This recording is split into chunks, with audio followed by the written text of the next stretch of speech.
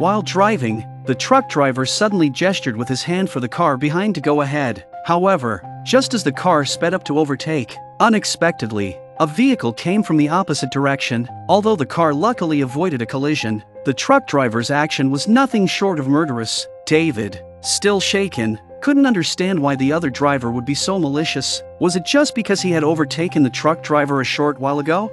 Earlier, half an hour before, David, who liked to drive slowly, was following the truck driver. The pungent exhaust fumes were unbearable for David, so he decided to speed up and overtake. Normally, this wouldn't be an issue, but instead of accelerating away after overtaking, David chose to drive slowly. Perhaps the truck driver took David's action as a provocation and decided to speed up and overtake him again. Their back and forth continued, and they ended up where they started. The truck driver seemingly intentionally slowed down again, forcing David to endure the exhaust fumes once more. Frustrated, David couldn't stand it anymore and overtook the truck again with a push on the accelerator. It's unclear if this act completely angered the truck driver, but soon a piercing honk echoed continuously on the deserted highway. Feeling the other's frantic state, David shook his head in disdain. This time, however, he chose not to engage in a fight but instead accelerated and drove off. Unexpectedly, not long after, the truck sped up and caught up with him.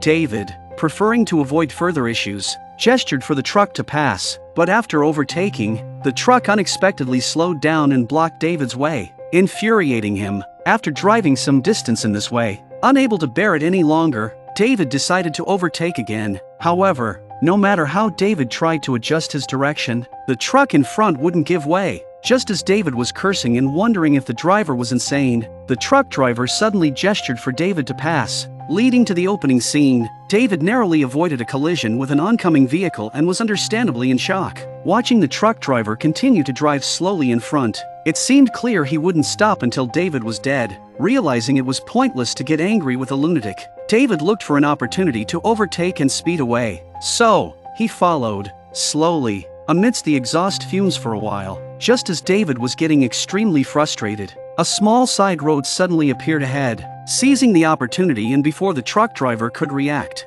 David accelerated onto the dirt road. Using the side road, David finally managed to overtake the truck safely, and with the advantage of his car, he left the truck far behind. In this way, David regained his long-lost freedom. As his mood gradually relaxed, David's speed also began to decrease once again. From the start, David was never comfortable with driving at high speeds for long, so he turned on the music and resumed his slow pace. After an indeterminate amount of time, the truck suddenly roared up from behind. It wasn't until the truck was about to hit him that David realized the danger. Unable to speed up in time, David was hit in the rear by the truck. Simultaneously, the continuous honking seemed to mock and irritate David. Seeing the truck about to hit him again, David suddenly floored the accelerator, increasing his speed instantly and widening the gap between the two vehicles. However, it wasn't long before the truck, seemingly recklessly, charged at him again, leaving David somewhat panicked. Constant high-speed driving was clearly not what David wanted. Fortunately,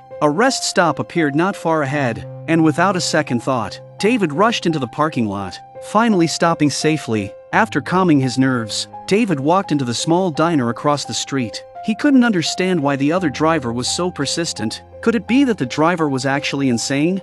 After washing his face in the restroom, David went to the hall to grab something to eat. Unexpectedly, through the window, he saw the truck parked outside. The driver was clearly not ready to let him go. The empty truck cab seemed to indicate that the truck driver had also entered the diner. David quickly sat down and began to observe carefully, but after observing, he felt that everyone was a suspect. David faced two choices: leave immediately by car or find the truck driver, apologize, and seek forgiveness. Choosing the first option, with his habit of driving slowly, he might still be caught up by the other driver. So, he decided to find the truck driver and reconcile. While he was observing and pondering who the truck driver might be, a man suddenly got up and walked out. David watched as he walked towards the truck, wondering if he could be the driver, but before David could go out to apologize, the man quickly drove away in a pickup truck next to the truck. This meant the truck driver was still inside the diner, prompting David to observe again. At this moment, a guy sitting by the window eating caught David's attention. His worn-out jeans and aged leather shoes made him seem like the most likely candidate for the truck driver. After a moment of thought, David approached the man, quietly pleading with him to let him go. and apologizing for his earlier impoliteness. However, the man looked at David as if he were a fool. Seeing that the man seemed unconvinced, David suddenly warned him that if he continued to target him, he would call the police and make things difficult for the man as well. Upon hearing this, the man instantly told David to get medical help if he was sick. Pushed to his limits, David ended up knocking the man's sandwich out of his hand, leading to a beating. Fortunately, they were eventually separated by the diner's owner before the man could continue. Just as David was sitting in the chair calming himself, the man he suspected drove off in the truck. However, it turned out not to be the truck that had been antagonizing David, and he realized he had suspected the wrong person. Could the actual person still be in the diner? As David was preparing to look for the next suspect, the truck outside suddenly started and prepared to leave. David then realized that the person might never have entered the diner. Watching the truck about to leave, David hurriedly ran out after it. However, no matter how desperately David ran, he could only watch helplessly as the truck drove away into the distance. It seemed impossible to reconcile with the other driver. After hesitating, David had no choice but to get back in his car and drive on, hoping the truck driver had cooled off and would no longer target him. Not long after driving, David was stopped on the road by someone, with a group of children standing nearby. He pulled over and learned that a school bus in front had broken down due to an engine failure. The bus driver hoped to use David's car to push the bus and help start the engine. David agreed to help. However, it seemed that his car's power was insufficient to move the school bus. After several attempts, not only did he fail to help start the bus, but he also got his car's bumper stuck behind it. While David was wondering what to do, the truck he had been avoiding turned around and came to the spot. Seeing this, David felt his heart sink, suspecting that the driver might be insane. As the truck slowly approached, David, fearing retaliation, asked the school bus driver to sit in the driving seat. Then he jumped onto the car and, using his weight, kicked the front of the car until he finally freed it from the bus. Without hesitation, David hurried the driver off and fled the scene. To David's great surprise, the truck made a round and helped the school bus driver start the vehicle. This meant that the truck driver might not be a purely bad person. However, David couldn't feel a single bit of goodwill from the truck driver, so he had no choice but to run away. Luckily, David managed to leave the truck behind again. After some time, he had to stop temporarily to wait for a passing train. Just as David relaxed, the car suddenly shook violently. He turned his head and saw that the truck had caught up and was pushing against his car. David broke into a cold sweat from fear. He desperately pressed the brake to the floor, but still, he couldn't stop the car from slowly moving towards the train. As he was about to face a catastrophic crash, David roared for the other to stop, but the truck driver was unmoved. Seeing David stopped on a slope, the truck driver didn't continue to ram into him but instead drove past him, honking a cheerful horn. It seemed as if the truck driver was still not done playing this cat-and-mouse game. Watching the truck drive away, David was unable to recover his senses for a long time. It was only after a considerable period that he started driving again. This time, David decided to continue driving slowly, hoping that this way, he might escape the other's harassment. He set his speed to a steady 30 miles per hour. Unexpectedly, not long after, the imposing figure waiting ahead extinguished David's hope once again. As David approached, the truck started moving ahead at a leisurely pace, seemingly intending to suffocate David with the thick smoke it was emitting. It was really exasperating. Even so, David didn't dare to overtake the truck again, despite inhaling the exhaust fumes. Fortunately, it wasn't long before a gas station appeared ahead, and David drove in without hesitation.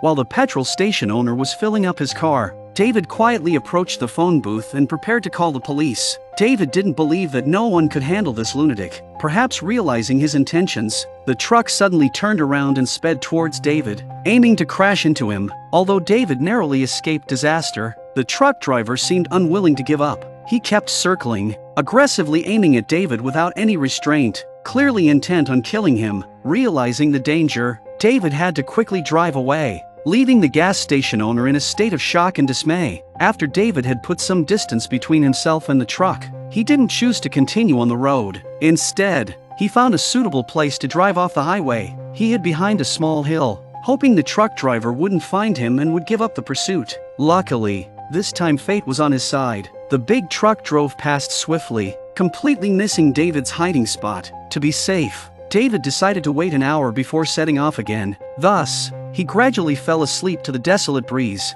He was awakened not long after by a passing train. Although he didn't know how much time had passed, he believed that the other guy must have left for good by now. So, David returned to the highway. After driving for a while without seeing any sign of the other driver, David finally let down his guard. However, as soon as he reached the next intersection, his heart sank again. There, not far away, the imposing vehicle was parked motionless ahead. It was clear that the driver was relentless. Faced with such a maniac, David didn't know what to do. With no other choice, he pulled his car over to the side of the road. Since he had never seen the other driver's face from the beginning, David got out of his car, intending to negotiate. But just as he took a few steps, the truck suddenly started and drove forward. Clearly unwilling to waste words with David, seeing that this approach was futile, David had no choice but to return to his car. This time, after fastening his seatbelt, he drove his car next to the truck. Suddenly, the other driver gestured for him to come over. David understood this was not a sign of the other wanting to let him go, but rather an invitation to continue this cat-and-mouse game.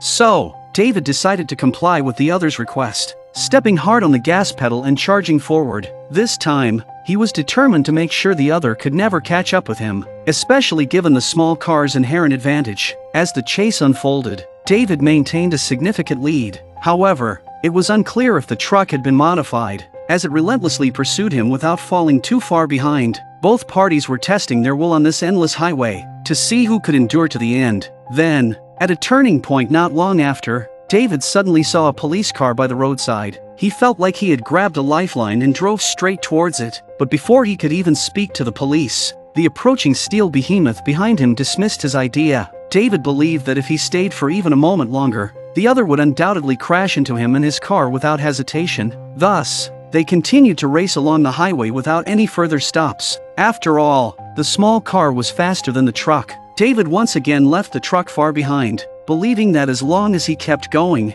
the truck would never catch up. This time, he decided to maintain the car's high speed at all costs. Unfortunately, trouble struck. Though David's will was strong, the car began to malfunction at that moment. Large plumes of smoke suddenly burst from underneath the car. As the temperature rose, the car's speed started to decrease, and the engine stopped running. The truck took this opportunity to catch up. However, since they were on an uphill road, the truck couldn't do much to David for the moment. But David knew that once his car stopped, his life would be completely in the other's hands. Fortunately, David's car slowly made it up the hill. On the downhill stretch, David shifted to neutral. With the speed increasing, he once again left the truck behind, but the engine still did not start. Once on flat ground, his fate was uncertain. David anxiously watched the rearview mirror, silently praying for a miracle. However, this time his hopes were dashed, as the stress overwhelmed him and he crashed the car into a dirt mound ahead. At the same time, the big truck caught up.